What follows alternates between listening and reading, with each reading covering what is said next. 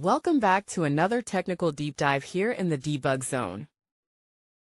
Today we're tackling a big question and breaking it down with insights from other users. Hopefully this clears up some misconceptions and helps you get the answer you need.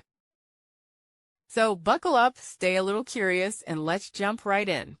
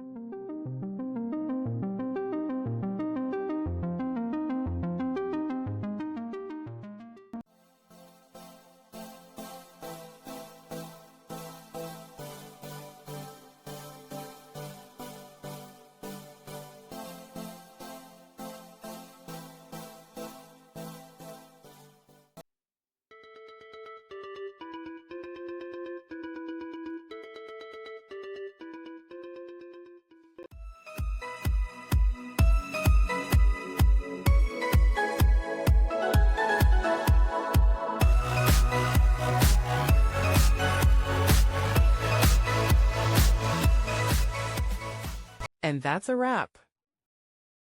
I hope you found the answer you were looking for. If you did, take a second to hit that subscribe button. It really helps out. And let me know in the comments which solution worked best for you. See you next time in the Debug Zone.